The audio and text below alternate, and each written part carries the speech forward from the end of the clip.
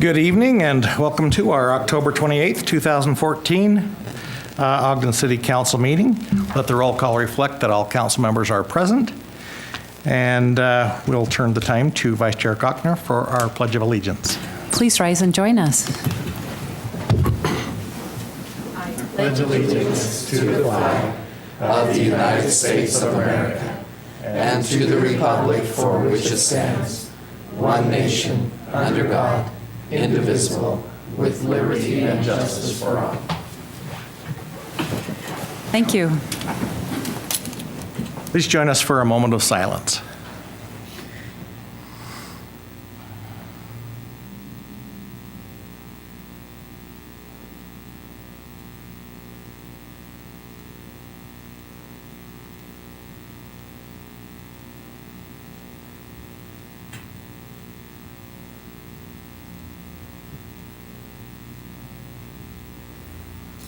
Thank you. Our first item on our agenda is common consent items, A and B, Civil Service Commission appointment and Ogden Housing Authority Board appointment. Do we have a motion for common consent? Chair Heyer, I would make a motion that we approve the common consent items A and B. Second.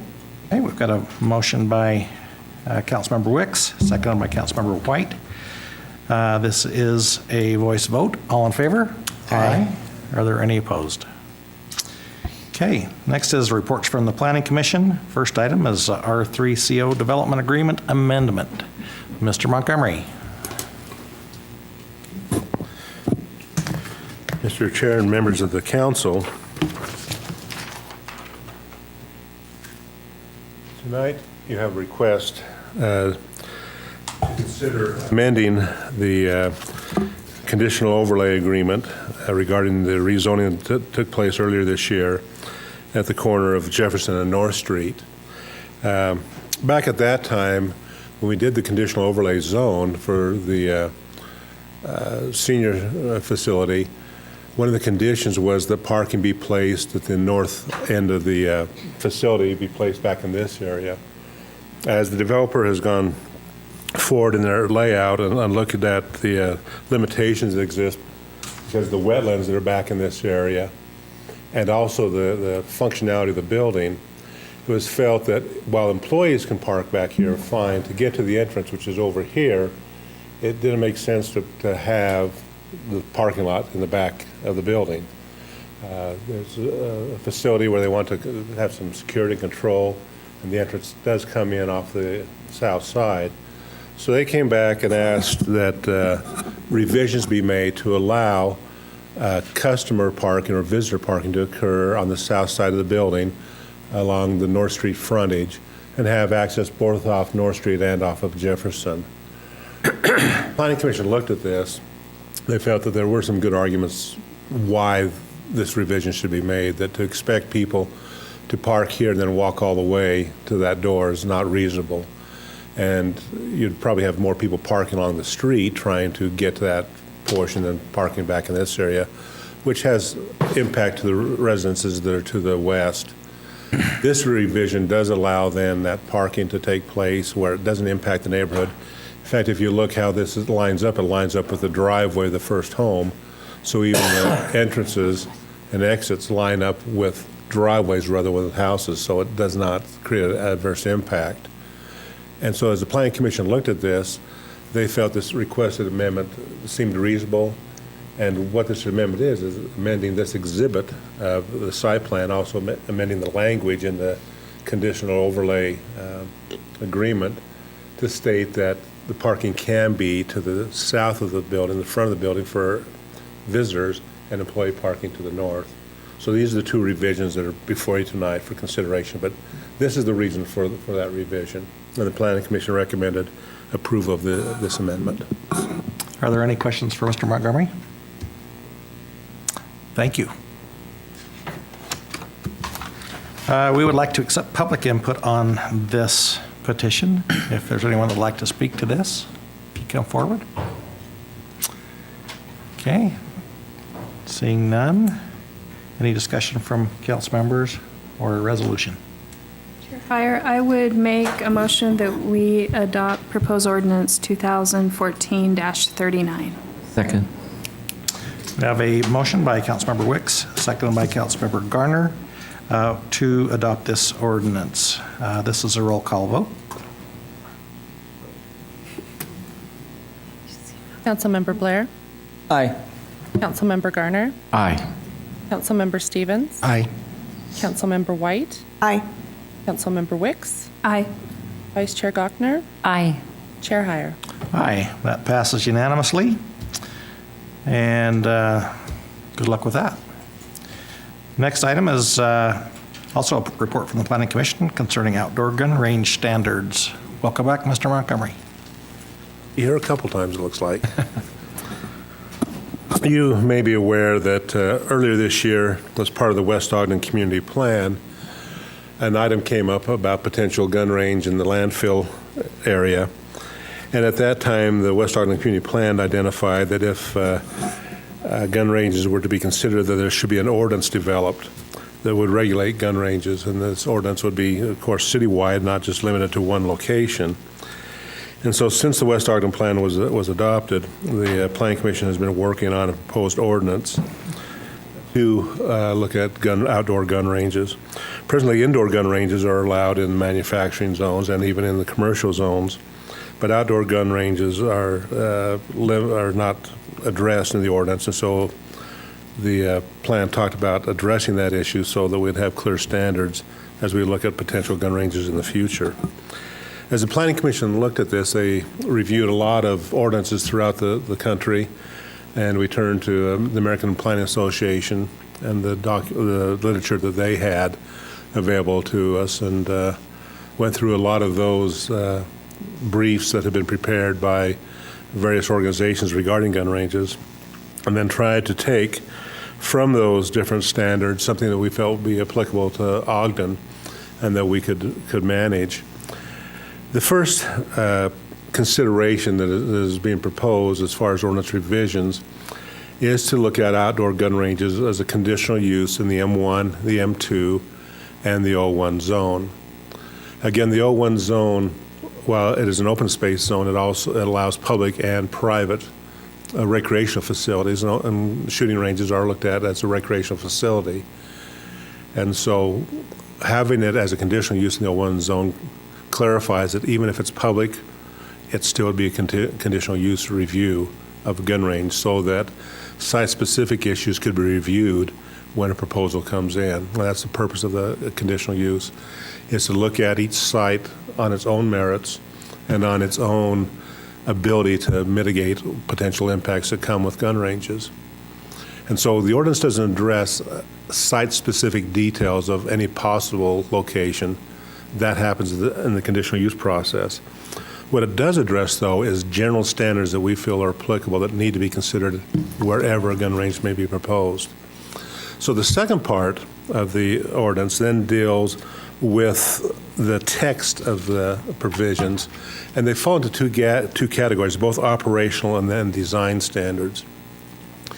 In terms of operational standards, the proposed ordinance mentions that a gun range needs to have a range master. There needs to be someone present that manages the facility when shooting takes place. It's not to be an open shooting area where there is no control.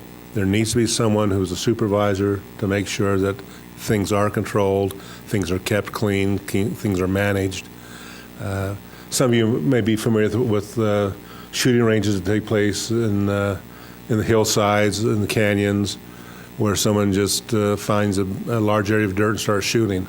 That's not the intent of gun ranges within the city limits. They need to be designed and need to be controlled. They also need to be limited to firearms, to rifles, to handguns, not other types of things people may want to shoot. And so even though you'd think that'd be self-explanatory, we thought we'd better put that in the ordinance to clarify that other things can't be shot in these facilities. This is meant for rifles and guns.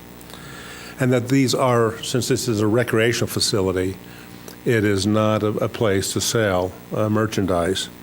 It is not a place to do repair work. Now, you may have a special event license where things come in, and because of competitions, that those type of things may come with it, and that'd be a special permit license, a special event license. But as a whole, a gun range would not be designed to be a retail facility to sell products or to repair products. And so that is one of the provisions, because this is, again, a recreational type activity. Can I ask a question Yes. concerning that? Sorry to interrupt, but sighting in a rifle, that's often what people will do. That is not considered repair, is it? Correct. Okay, just thought we better get that on the record, so. Yeah. Okay, Yeah, you're doing that on your own, and you're judging where you're Okay. at and make the adjustments, but okay. you're not having someone come and you pay them for that service to do that. Also, we make mention that the outdoor gun ranges need to meet the noise ordinance of the city. We presently have an ordinance in place that addresses how we look at noise, what takes place along the perimeter of the property. And there are several factors that look at that. In fact, in the existing noise ordinance, there is a provision about gun ranges. And that says that hours of operation for gun ranges, again, because of the noise, is limited to 7 a.m. to 10 p.m. and cannot take place on Sunday. That's how the present noise ordinance reads. It also states that measurements are taken, again, at property line using the ambient noise level and then 10 decibels above that. And there are provisions for repetitive noises versus the constant noises. So we don't try to get into all those details in the gun range ordinance. We just say the noise ordinance is what controls how we would determine the appropriateness of the location, being able to meet that provision. And so we recognize those provisions that are in the noise ordinance as regulations they need to follow and comply with. I don't try to spell those out separately. Did you? Well, so based on the noise ordinance, it would never or could never be open on Sunday? Under the present ordinance, it couldn't. Okay. Now, ordinances can always be amended, and that's what the city council looks at. You're the body that does that. So I'll say, I can't say never, but the present regulations say it's not allowed. Well, the design of the range has to comply with that noise ordinance, or they are not in That's one of the conditions we operations. put there, correct. Correct. When will you test that? Once they set up the range, you'll go out and test the noise ordinance there? Well, generally, would probably want to take a look as part of the application for a conditional use permit, that they have some information about what are the noise readings from different locations, whether they do a trial run so that there can be generate to find out what is the decibel levels. That'd be part of their application, trying to justify can they comply with the ordinance. And who does the testing then? They could either hire a private consultant who would do that, an acoustic engineering firm, or the city, they could arrange with the city, we could come out and use the equipment the city has to look at that. It's whatever they're trying to use to build their case of their application of the location they've chosen and wanting the approval of it. Would the city verify that with our own equipment, just Would to make probably go sure back that to- we're not being uh-huh. told what they think we want to hear? Right, just like we do with geotechnical reports and that, we then go out from another source. Well, you mentioned that the testing would be conducted on the property lines, and we do have a trail there. Is there a property line close to that trail that you'd be testing? Well, the ordinance is general in terms of all locations in the city.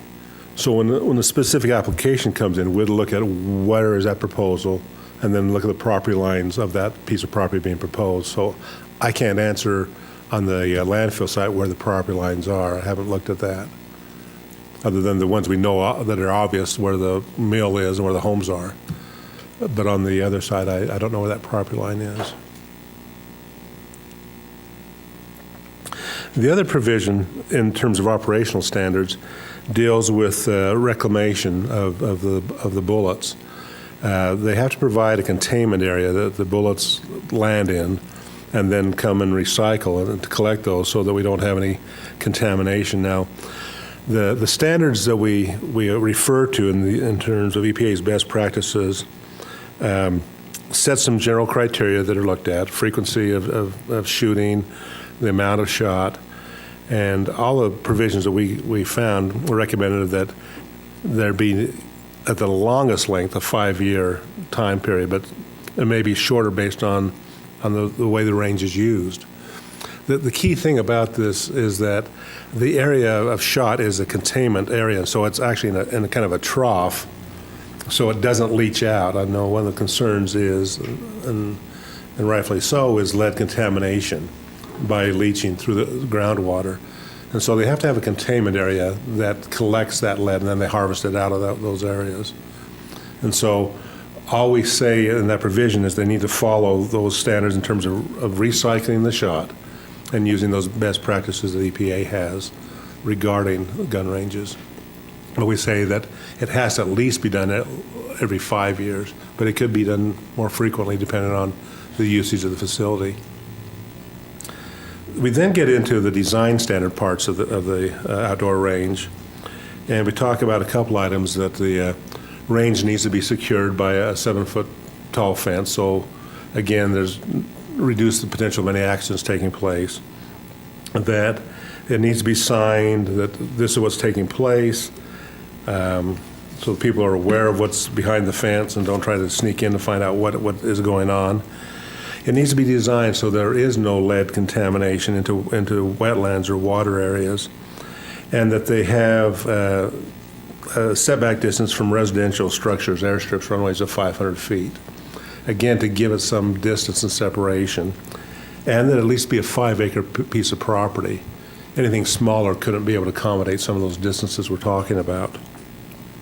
They need to have a complete containment area to prevent bullets and shot from escaping the range, so both side containment and overhead containment, so that bullets don't stray, that they stay within the rifle shooting range area.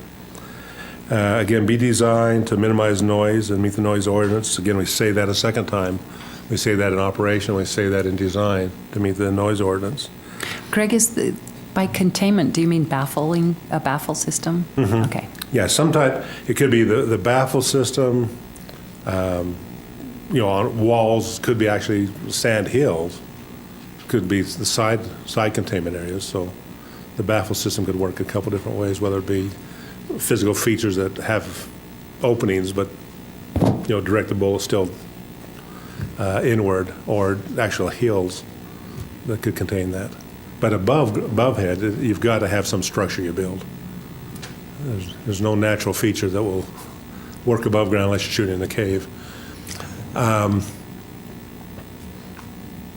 The other items we put in the ordinance is, again, looking at runoff, at how does the site deal with its runoffs to make sure it doesn't go to any sensitive areas of streams or creeks or wetlands, but the runoff is contained on site and doesn't mitigate to other areas. We talk about, in the ordinance also, some just general design standards that NRA has for shooting ranges, that those are things we'll look at in the site plan to make sure that they follow standards. And again, that they meet all the state and federal regulations regarding these facilities. And those become the general design criteria. Now, again, they're not site-specific. They become the general items that we look at in all ranges. And then in the conditional use process, that's where we get into the details of, okay, how are you meeting these standards? Given your physical layout, the surrounding areas, how do you meet this and how do you mitigate any potential impacts? So the purpose of this ordinance is to set that first set of groundwork of what's expected for all gun ranges in whatever location they be found.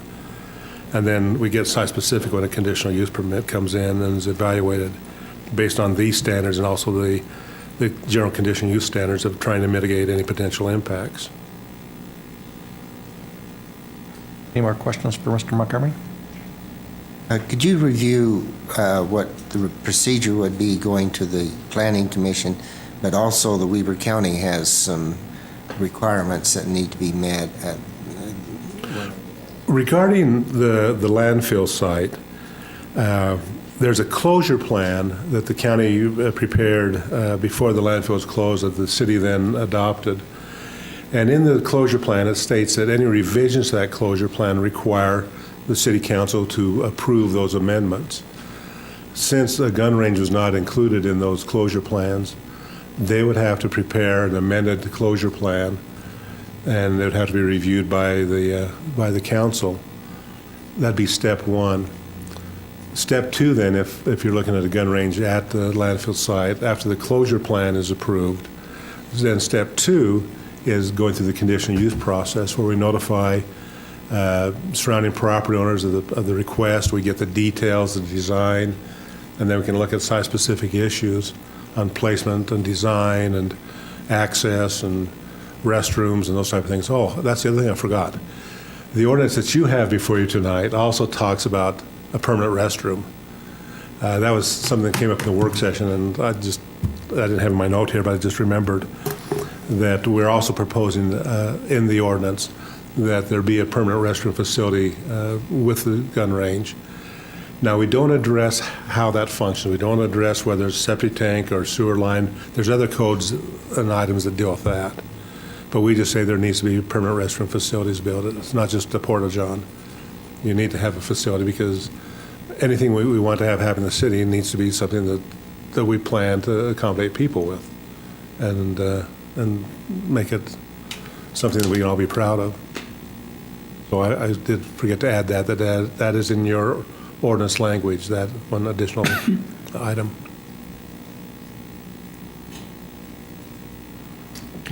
That it? Okay, thank you. We'd also like to accept public input on this item. So if you have anything you'd like to bring to the council's attention, if you could come forward. Please give us your name and address for the record, and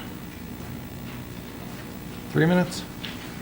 And limit your comments to 3 minutes. Mark Benigni. I'm representing Weber Pathways, and we're at 2661 Washington Boulevard in Ogden. And first of all, I'd just like to applaud and appreciate the effort that Mr. Montgomery has gone through, and also the Planning Commission, on investigating the concerns that especially Weber Pathways has had with regard to a gun range in the city as well as in the West Ogden area. And he pretty much addressed everything, and the noise is our biggest consideration or concern, and since it applies or is covered by the noise ordinance, I think that will be adequate with regard to what the gun range's requirements are, the zoning requirements are. One of the things that we do want to point out, and I think the question was brought up with regard to what about trails and measuring near to trails. The baseline background noise measurement that would have to be taken during the process would probably be fairly low, just because trails are naturally quiet. But the increase above what that is by another sound is 10 decibels, which is basically doubling the loudness as you perceive by the ear. And Weber Pathways is fine with that current condition. So again, we just wanted to say that we've been here able to review it and appreciate the opportunity to do so, and appreciate the efforts that the planners and Planning Commission has gone through. And with our understanding of the noise ordinance, we would recommend voting to adopt the ordinance. Thank you for your input. Thank you. Thank you. Anyone else?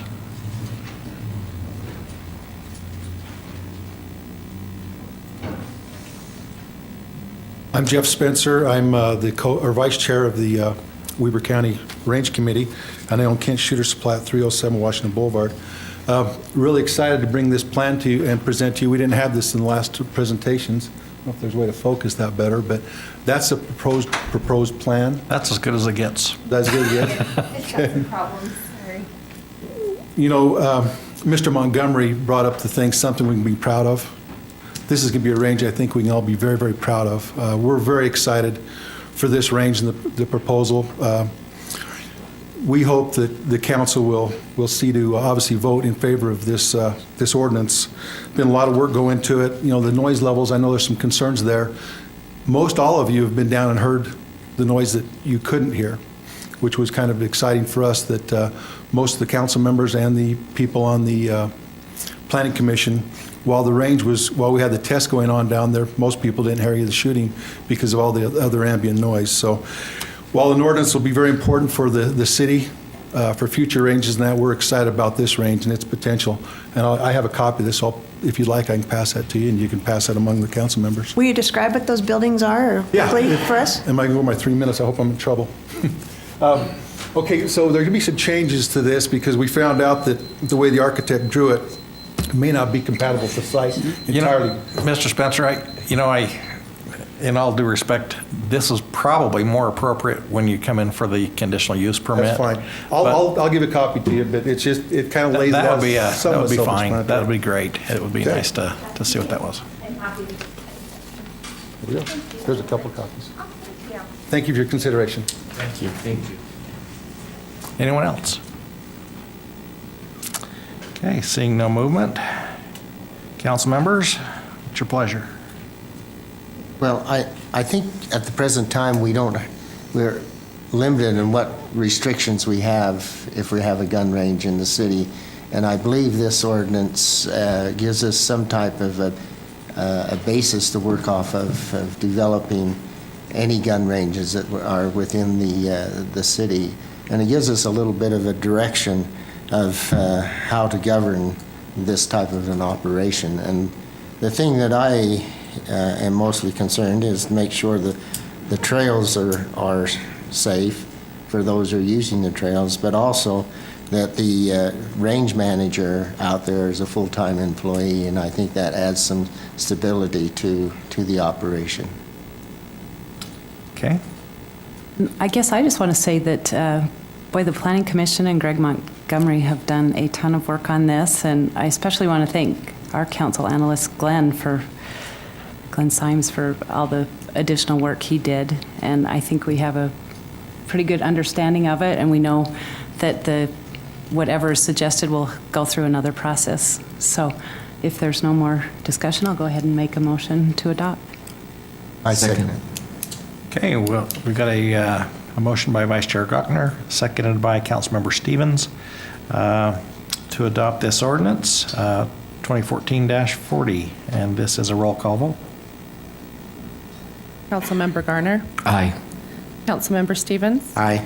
Councilmember White. Aye. Councilmember Wicks. Aye. Councilmember Blair. Aye. Vice Chair Gochner. Aye. Chair Heyer. Aye, that passes. Good luck with the Planning Commission with the conditional use. Forward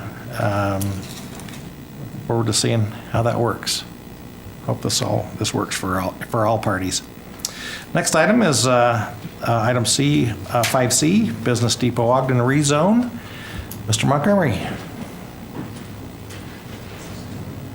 And before I get into this one, I'd like to just compliment Joe Simpson from my staff, who was really the architect and the planner over this project of the gun range.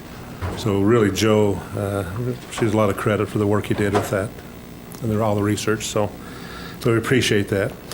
What you have tonight is a consideration from the Planning Commission regarding a proposed rezoning of property located out at BDO. The proposal is to rezone an area of property that is presently zoned MRD and to rezone it to DDR, this area in yellow. Now, the MRD zone is a manufacturing, research, and development zone, and the DDR is a defense depot reuse zone. So kind of a little bit different in purpose. One is more industrial warehousing. That's what the DDR is all about. And the MRD is more about production, assembly, research, office. It has a variety of uses that can take place.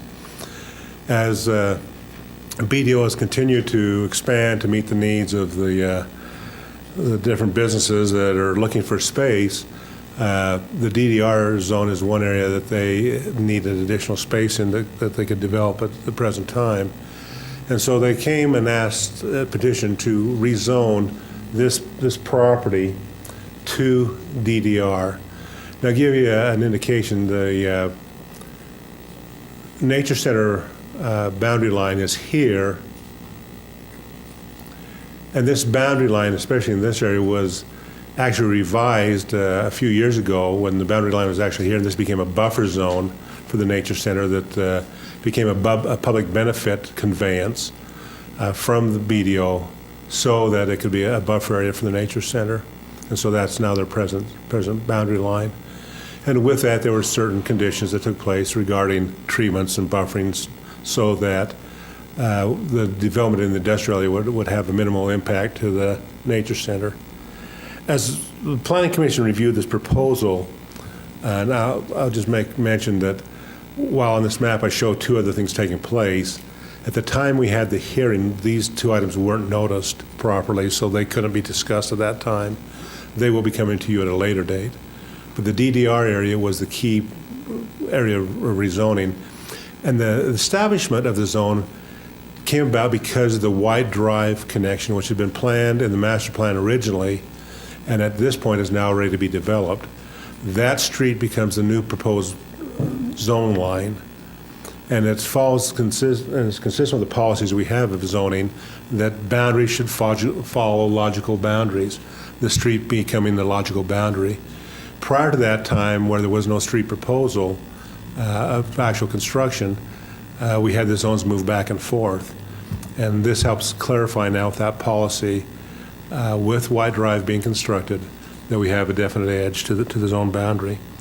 The other thing about this is that in the DDR zone, there are height limitations to reduce the impact that could take place as a neighbor to the nature center. The MRD zone also has height regulations when it is adjacent to the nature center. So either DDR or MRD in this case have those same height provisions because proximity to the nature center versus the DDR standards. So we see there's a minimal impact in that change of zoning to the nature center.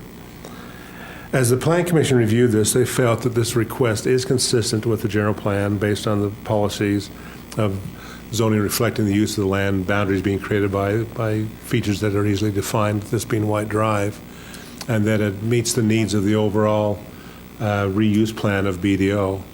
And so the recommendation to you is approval of rezoning this property to DDR. Are there any questions for Mr. Montgomery concerning this? Construction of White Drive, will that be a city project then? It's part of BDO. It's part of what the Boyer Company is doing with their commitment to the project. They have certain infrastructure funds to do things. Any other questions? Thank you. We'd also like to accept public input on this proposal. Is there anyone who'd like to speak to this? petitioner's here too. Oh, you want to speak, petitioner?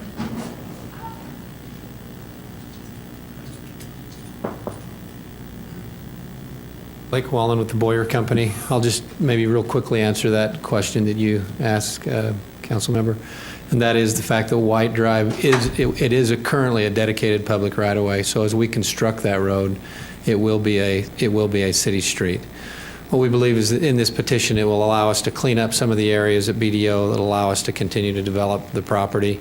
There was a zone line there that kind of separated that property north of White Drive. This will allow us to clean up that area and allow us to continue to develop as we have in the past. I should note to the City Council that we have met since the work session with the City Council with Mary McKinley from the Ogden Nature Center, have at least resolved a couple of the issues that we talked about at the work session, that of the water and also of helping out with at least the repair and making sure that road is functional south of White Drive. But obviously we're encouraging you to approve this so that we can continue to develop in an organized manner as opposed to the zone lines that are there now. All right, thank you. Anyone else wish to speak to this? My name is Kerry Wayne. I live at 309 South, 1200 West, which is directly west of the property. I am in Marriott Slaterville, so I don't have a dog in the game for you guys, but I do get to see quite a bit of the nature center there, and I think that developing this property is basically going to cap what it would be similar to what Central Park is to New York. I think that the nature center is a true treasure to the city, We have wildlife there who doesn't realize what your zoning is. I've observed them walking along that particular property, at least that doesn't head. And again, we have a lot of it's basically an aviary sanctuary as well. We have a lot of big birds, big predator birds. And as I see the roundabouts developing up, I see those less and less each day. And I'm concerned that, like I said, you're going to do something that you can't reverse. I know that on the buildings there, we had a problem with them, the alarms going off constantly every Saturday morning and all through the weekend. And I finally had to call Boyers and tell them, hey, you got to do something about this. It's just unlivable. But again, as you bring more and more traffic into that area, I think you're going to degrade it. And I think that you have a treasure that you need to basically polish in the Nature Center. I think that the lighting and again, bringing that many more people into the area is going to affect it to its detriment. And I hope you'll reconsider. And like I said, I realize what the zoning is now allows them to do what they would like, but I still think that allowing that buffer to be there is a good thing. And actually, there's enough green space there within the BDO that you could develop those first and then consider this one last. Okay, thank you. Thank you. Anyone else? Seeing no movement, council members? I guess I just wanted to make a comment.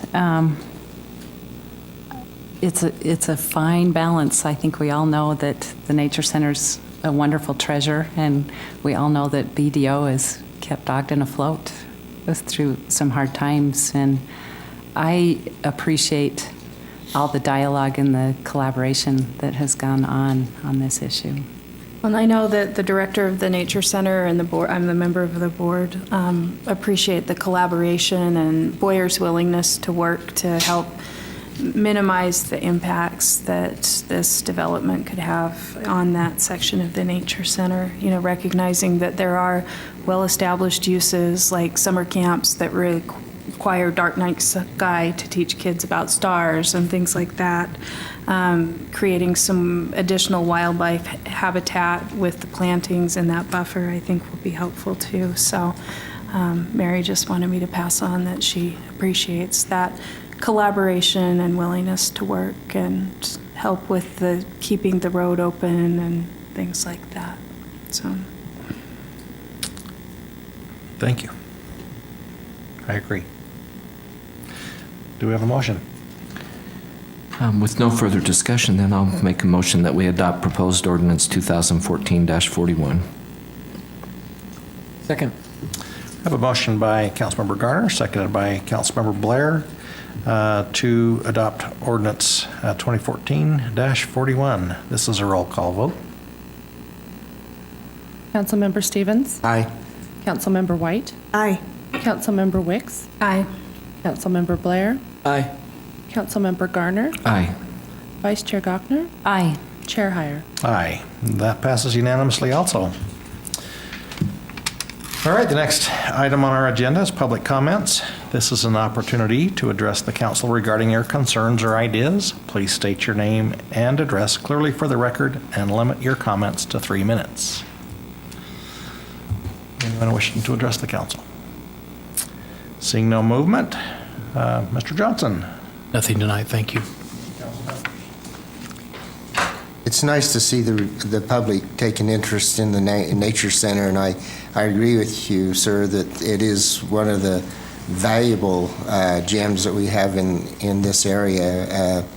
I based my yes vote on that the Nature Center was in favor of the rezone, and so that's where I got my information from. But also, I think it's a good working agreement between two entities. When we did have our work session, the back and forth, the dialogue between Boyer and the Nature Center was very healthy, and it was good to see that they were both watching out for their interests, but finding ways to get along, and that was why I voted that way. Well, and there was development that could occur with the rezone or not. So this is kind of a way to get some things that help minimize the damage, I think. So. Okay, the next item on our agenda is a... Actually, I just had Oh, go one ahead. quick comment. Sorry to interrupt. Just a quick one. I just wanted to give a shout out to Greg Montgomery and Justin Anderson, who presented at a conference last week. And I'm not even sure what the name of it was, but I think it was Envision 2040. 2040 Consortium from Wasatch Front Regional. Yeah, what he said. But anyway, they did a remarkable job and showed some great videos on our complete street and the river restoration that I think everyone needs to see. Anyway, he made me proud to be from Ogden, so thank you. Okay. Next item is consideration of a closed executive session. Mr. Williams, would you like to? A closed executive session is permissible for the purposes set forth in your agenda. Hey, thank you. I look for a motion to... I'll make a motion that we adjourn into a closed executive session. Second. We have a motion by Councilmember Garner, seconded by Councilmember Blair, to move into a closed executive session. This is a roll call vote. Councilmember White? Aye. Councilmember Wicks? Aye. Councilmember Blair? Aye. Councilmember Garner? Aye. Councilmember Stevens? Aye. Vice Chair Gochner? Aye. Chair Heyer? Aye. That passes. We'll move into a closed executive session, and we will adjourn from that session. As a reminder, there will be a work session immediately after, and the reasons for that are on the agenda.